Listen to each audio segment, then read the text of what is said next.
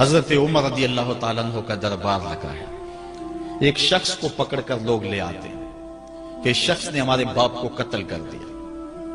حضرت عمر رضی اللہ تعالیٰ عنہ نے پوچھا کیا ماجرا ہے بھائی؟ اس نے کہا جی واقعی میں ان کے باپ کا قاتل ہوں، لیکن میں نے قصداً قتل نہیں کیا. ہوا یہ کہ میں ایک مسافر ہوں، جا رہا تھا، راستے کے اندر سبز چراگاہ تھی، میرا اونٹ بھوکا تھا، اس چراگاہ میں داخل ہو گیا. اس کے بوڑھے باپ نے پتھر اٹھایا اور میرے اونٹ کو مارا، اس کی آنکھ نکل گئی. مجھے بڑا غصہ آیا، میں نے وہی پتھر اٹھا کر اس کے باپ کو دے مارا، لیکن وہ ایسے ٹکانے پہ لگا کہ اس کا باپ فوراً فوت ہو گیا. میرا قصد اور ارادہ نہیں تھا، لیکن بہرحال میں اس بات کا اقراری ہوں کہ میں نے اس کے باپ کو قتل کر دیا ہے. آپ جو حکم سنائیں میں اس کو قبول کروں گا، لیکن میں ایک مہلت مانگتا ہوں کہ میرے دوست، میرے بھائی کی کوئی رقم میرے ذمہ ہے، میرے پاس اس نے امانت رکھی ہوئی ہے اور وہ مجھے پتا ہے کہ میں نے کہاں چھپا کے رکھی ہوئی ہے. اگر آپ فیصلہ کر دیتے اور میری گردن کاٹ دی جاتی ہے تو وہ امانت جو میں نے رکھی ہوئی ہے سنبھال کر کے، میرے علاوہ کوئی جانتا بھی نہیں ہے، تو وہ اس تک کون پہنچائے گا؟ اگر آپ مجھے 3 دن کی مہلت دے دیں تو میں جا کر کے اس کی امانت اس کو واپس کر کے پھر واپس آؤں گا. پھر یہ پھندا پھانسی کا میں اپنے گلے میں ڈلوانے کے لیے تیار ہوں. حضرت عمر رضی اللہ تعالیٰ عنہ نے فرمایا کہ کوئی شخص تیری ضمانت دے دے تو ہم تجھے چھٹی دینے کے لیے تیار ہیں. اس نے دائیں بائیں دیکھا، پورے مدینے میں اس کا کوئی شناسہ ہی نہیں تھا، واقف ہی نہیں تھا، ایک اجنبی شخص تھا. حضرت ابو ذر غفاری کھڑے ہو گئے، کہا حضرت عمر میں اس کی ضمانت دیتا ہوں. ضمانت دے دی گئی، وہ چلا گیا. تیسرے دن وعدے کا جو وقت تھا، لوگ جمع ہو گئے، دربار لگ گئے، ابھی تک آنے والا نہیں آیا. لوگوں نے کہا ابو ذر تو نے غلطی کی ہے، ایک اجنبی کی ضمانت دی اور ابھی تک وہ نہیں آیا. اور میاں صاحب فرماتے ہیں ایک بار جو پھائیں اڑ جاندے اور پھر کدی نہ پھنس دے دے. ظاہر ہے وہ چلا گیا، واپس تو نہیں پلٹ کے آئے گا، اسے پتا ہے کہ آگے سیدھی سیدھی میری موت ہے، تو تم نے یہ کیا غلطی کی؟ خیر آپ نے فرمایا کہ اگر وہ نہ آیا تو یہ پھانسی کا پھندا میرے گلے میں ڈال لینا، لیکن بہرحال میں نے اس کی ضمانت دی. کچھ عرصہ بیتا کہ دور سے گرد و غبار اڑتا ہوا دکھائی دیا. جب صورت واضح ہوئی تو وہی شخص تھا. حضرت عمر فاروق رضی اللہ تعالیٰ عنہ کے دربار میں کھڑا ہو کہنے لگا حضرت کسی وجہ سے تاخیر سے پہنچا ہوں، معذرت چاہتا ہوں، اب جو حکم ہے پورا کیجیے. حضرت عمر رضی اللہ تعالیٰ عنہ اس کے پھانسی کے احکامات جاری کر چکے تھے. آپ نے فرمایا کہ ابو ذر یہ بتا کہ تو نے اس کی ضمانت کیسے دی جب تو اسے جانتا نہیں تھا؟ تو سن حضرت ابو ذر غفاری نے کیا کہا ایک اجنبی میرے محمد کے مدینے میں پناہ مانگ رہا تھا اور اس نے چاروں سمت دیکھا اور کوئی شخص نہیں تھا جو اس کو امان دیتا اور اس کی ضمانت دیتا، تو میں نے اس لیے ضمانت دے دی کہ نہ بھی آیا تو اپنی جان چلی جائے گی. کل کو یہ تو نہیں کہے گا کہ محمد کے مدینے میں کسی نے ضمانت مانگی تھی، پورے شہر میں کوئی ضمانت دینے والا نہیں تھا. اس کو کہا کہ انہوں نے تو ضمانت دے دی، میاں اب تو بتا کہ تو چلا گیا تھا، تجھے جانتا کوئی نہیں تھا، نہ پلٹ کے آتا تو تجھے کوئی پوچھنے والا نہیں تھا، تو تو نے یہ دوبارہ موت کے منہ میں کیوں اپنا سر رکھا ہے؟ تو اس نے کہا کہ میں نے کہا کہ ایک اجنبی کی ضمانت ایسے شخص نے دی ہے جو مجھے جانتا بھی نہیں ہے، اور اگر میں نہ گیا تو لوگ قیامت تک اجنبیوں پر بھروسہ نہیں کریں گے کہ اجنبی یوں سلوک کیا کرتے ہیں. تو حضرت عمر رضی اللہ تعالیٰ عنہ اس کے پھانسی کے احکام جاری کیے. تو جن کے باپ کو قتل کیا تھا وہ بیٹے کھڑے ہو گئے، کہنے لگے تاریخ کی کالک ہم اپنے منہ پہ ملیں گے، ہم بھی اپنے باپ کے قاتل کو معاف کر دیتے ہیں. یہ ہماری تاریخ ہے، یہ ہماری کہانی ہے، لیکن آج ہم کس جگہ پہ کھڑے ہیں اور کیا ہماری صورتحال ہے؟ نہ ہمارا کردار رہا اور نہ ہمارا کوئی تشخص رہا. آج ہم نے اپنا تشخص بھی مٹا کے رکھ دیا، اپنے طرز زندگی بھی بدل دی. نہ ہماری باطن کی وہ روشنی رہی، نہ ظاہری وہ صورتیں رہی کہ ہم پہچانے جائیں کہ حضور کے غلام ہیں، بلکہ آج بھانت بھانت کی بولیاں بول رہے ہیں. اقبال نے کیا کہا تھا؟ اپنی ملت پر قیاس اقوام مغرب سے نہ کر، خاص ہے ترکیب میں تجھے قوم رسول ہاشمی. حضرت عمر نکلے یروشلم میں ایک اونٹ ہے، ایک غلام ہے، کبھی وہ سوار ہوتا ہے، کبھی آپ باری مقرر کی ہے۔ جب قریب پہنچے یروشلم کے تو عمر کی باری نکیل پکڑنے کی اور غلام کی باری اوپر سوار ہونے کی آ گئی۔ غلام نے کہا آقا میں مرضی سے اپنی باری چھوڑتا ہوں، آپ آ جائیں، دشمنوں کے مفتوحہ علاقے میں آ رہے ہیں، تازہ تازہ علاقہ فتح ہوا ہے، اسلام کی شان و شوکت ظاہر ہو۔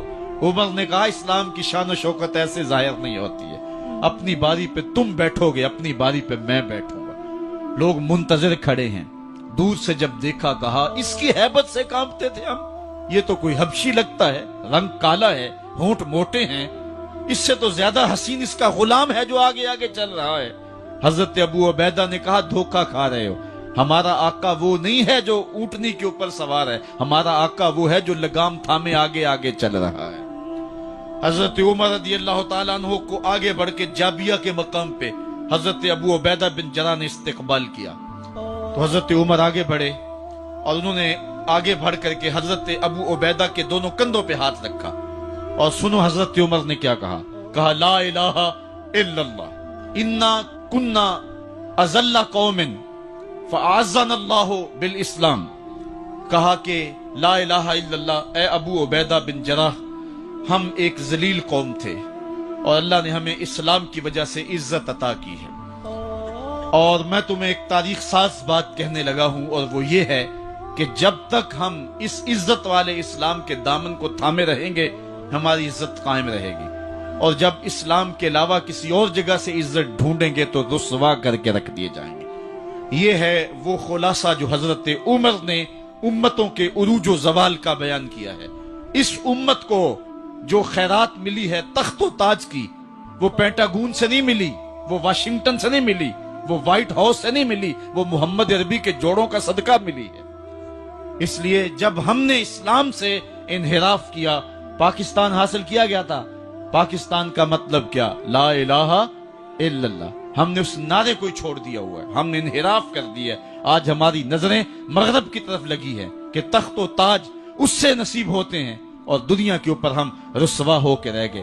ہماری پستی، ہماری زبوحالی، ہماری ذلت کا سبب یہ ہے کہ جس جگہ سے ہمیں عزت ملی تھی ہم نے وہ مرکز ہی چھوڑ دیا ہے۔ اس مرکز حیات کو، اس مرکز زندگی کو، اس مرکز عزت کو ہم نے چھوڑ دیا ہے، اور دنیا کے اوپر ہم رسوا ہو رہے ہیں۔ انہی حضرت عمر کی کہانی ہے، وادی تہامہ سے گزر رہے تھے کہ بچوں کی طرح بلک بلک کے رونے لگے۔ کہا عمر جوان آدمی ہو اور بچوں کی طرح بلک کے رو رہے ہو؟ کہا تم نہیں جانتے، مجھے بچپن کی کہانی یاد آ گئی۔ کہا کیا کہانی ہے؟ کہا یہی عرض تہامہ تھی، میرے باپ خطاب نے مجھے 5 اونٹ دیے تھے، کہا انہیں لائن میں کھڑا کرو سیدھا، میں آگے والا سیدھا کرتا تھا پیچھے والا ٹیڑھا ہو جاتا، پیچھے والا سیدھا کرتا آگے والا ٹیڑھا ہو جاتا۔ میرے باپ خطاب نے مجھے بڑا مارا۔ کہا ایک عرب کے بیٹے ہو کے تم سے 5 اونٹ لائن میں کھڑے نہیں ہوتے؟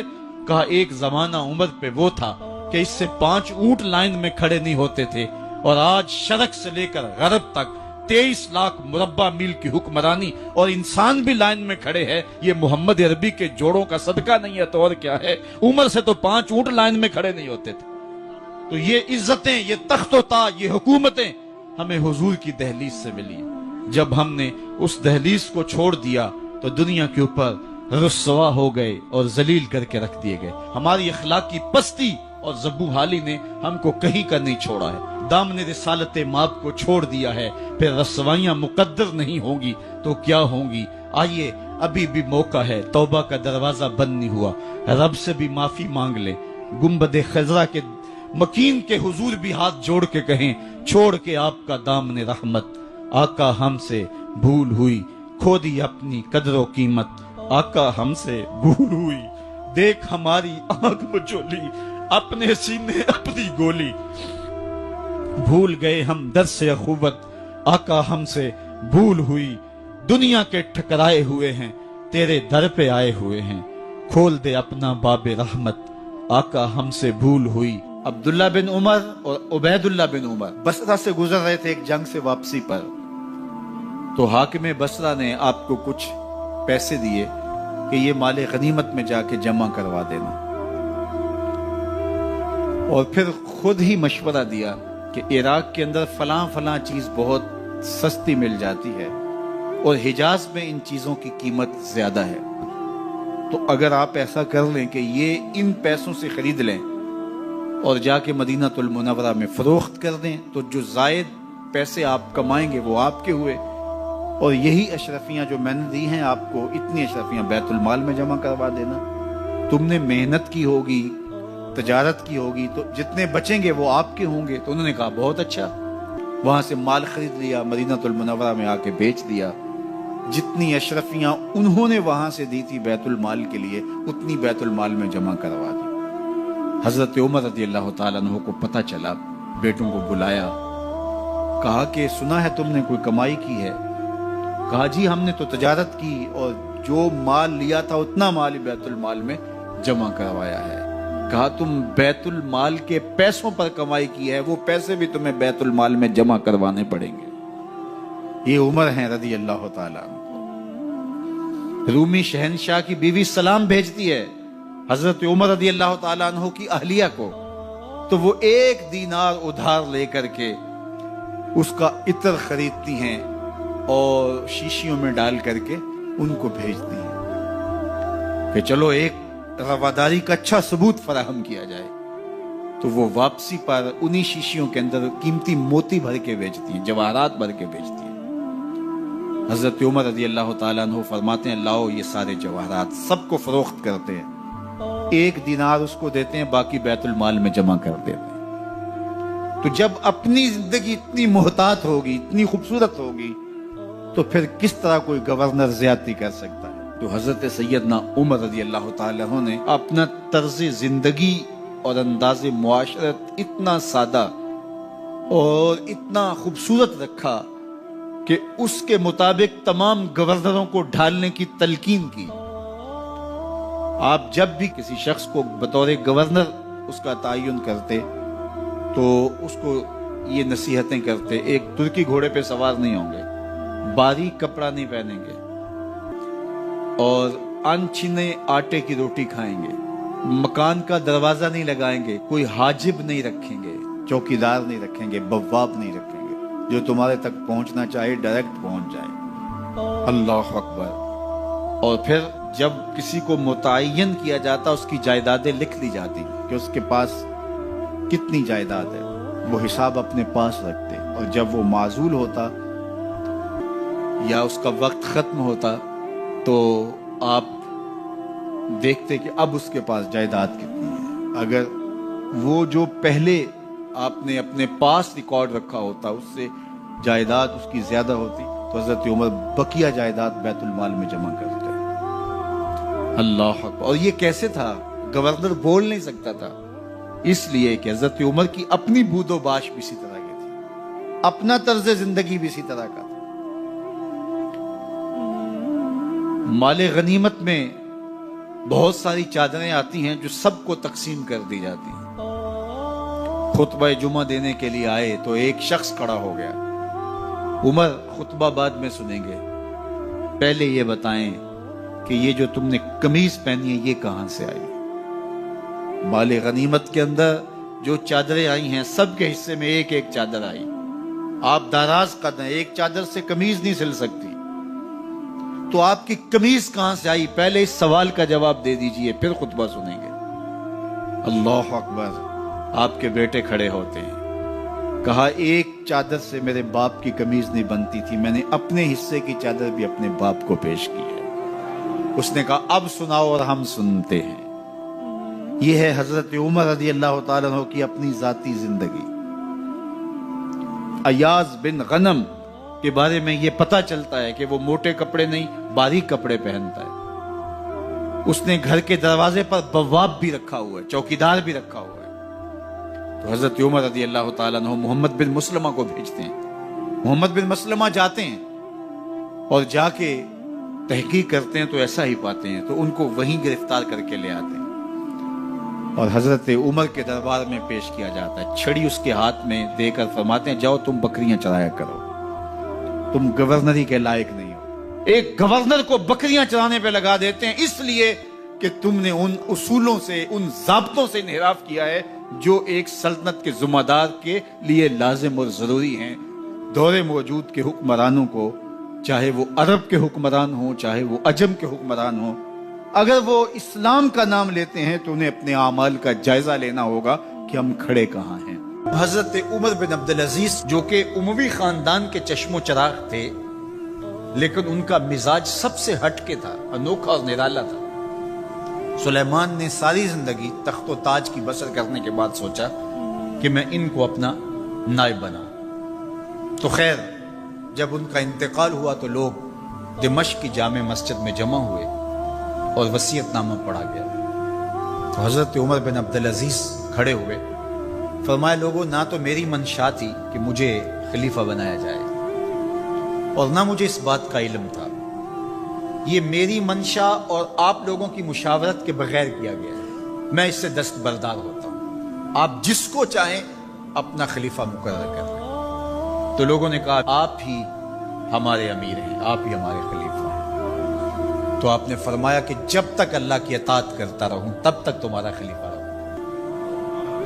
اور پھر آپ نے حکم نامہ جاری کیا کہ میری جتنی جائیداد ہے ساری بیت المال میں جمع کروائی جائے، اور جتنے بھی اموی شہزادے تھے ان کی جائیدادیں جو ان لوگوں کے ضبط کی ہوئی تھی سب کو بھاگ کے سرکار ضبط کرنے کا حکم نامہ جاری کیا۔ مسجد سے باہر نکلے تو آپ کے لیے شاہی سواری لائے گی، فرمایا میرا خچر کافی ہے میرے۔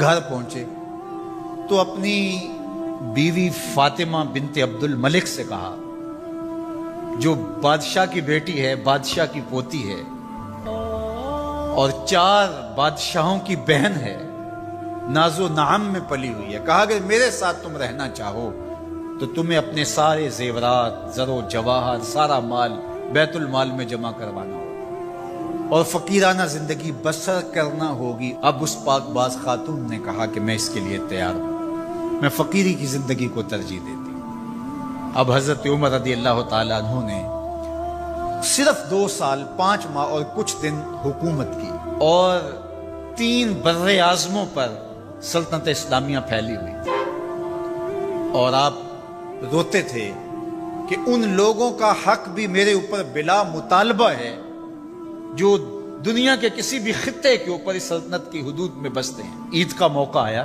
عیدگاہ میں جب لوگ ایک دوسرے کو مل رہے تھے تو امیر المومنین کے بیٹوں کے کپڑے خستہ تھے، پرانے تھے، پیوند لگے ہوئے تھے۔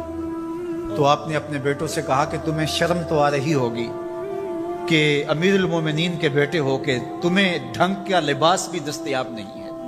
تو آپ کا ایک بیٹا عبد الملک بن عمر بن عبدالعزیز جو آپ کی زندگی میں انتقال کر گیا تھا، اس نے کہا ہمیں اس بات پہ فخر ہے کہ ہمارے باپ نے خیانت نہیں کی ہے، ہمارا باپ دیانتدار ہے۔ جب گھر آتے ہیں تو آپ کی بیٹیاں آپ کو عید مبارک کہتی ہیں، آپ سے ملتی ہیں، لیکن منہ پہ کپڑا دھرا ہوا ہے۔ تو حضرت عمر رضی اللہ تعالیٰ عنہ عمر بن عبدالعزیز بولتے ہیں کہ بیٹی آپ نے چہرے کے اوپر کپڑا کیوں رکھا ہوا ہے؟ تو وہ کہتی ہیں ہم نے کچے پیاز سے آج کھانا کھایا ہے تو اس لیے ہم نے کپڑا رکھا ہے کہ آپ اس کی سمیل محسوس نہ کریں۔ تو حضرت عمر بن عبدالعزیز رو پڑتے ہیں اور فرماتے ہیں کہ کس باپ کا جی نہیں چاہتا کہ میری اولاد آسودہ ہو، لیکن میں آخرت سے ڈرتا ہوں۔ حضرت عمر بن عبدالعزیز رضی اللہ تعالیٰ عنہ کے 2 سال 5 ماہ اور چند دنوں کے اندر ایسا عدل پھیلتا ہے کہ لوگ کہتے ہیں ہمیں لگتا تھا آسمان اور زمین کے درمیان ترازو گاڑ دیا گیا ہے، ہر شے پوری پوری تولی جا رہی ہے، اور اتنی خوشحالی آتی ہے، اتنی خوشحالی آتی ہے، لوگ زکوٰۃ کے پیسے لے کے نکلتے ہیں، کوئی زکوٰۃ لینے والا نہیں ملتا۔ ایک علاقے کے لوگ حضرت عمر بن عبدالعزیز کو خط لکھتے ہیں کہ حضرت زکوٰۃ کا کیا کریں؟ فرمایا غریبوں کو دے۔ کہا کوئی غریب رہا ہی نہیں، تو کہا کہ اچھا آپ اس طرح کریں کہ جن کی شادیاں نہیں ہوئی ان کا مہر ادا کر کے شادیاں کروا دیں۔ تو وہ جواب میں لکھتا ہے یہ بھی ہو چکا۔ تو کہا لوگوں کو قرضہ دے دیں۔ کہا کسی کو قرضے کی ضرورت ہی نہیں ہے۔ تو پھر فرماتے ہیں اچھا غیر مسلموں کو قرضہ دیں تاکہ وہ کھیتی باڑی کر کے زراعت کے کام کو بڑھائیں۔ یہ عمر بن عبدالعزیز کا عدل پھیلا، نور پھیلا، روشنی پھیلی، شہزادگی کی زندگی سے ایک دم اپنے آپ کو ایک چھوٹے سے کٹیا کے اندر محدود کر دیا۔ اللہ اکبر۔ حضرت عمر بن عبدالعزیز رضی اللہ تعالی عنہ مسلمانوں کے نامور خلیفہ ہے، اور ان کو ان کے عدل، ان کے انصاف ان کی سادگی اور ان کی زندگی کے اس خوبصورت طرز کی وجہ سے عمر ثانی کہا جاتا ہے۔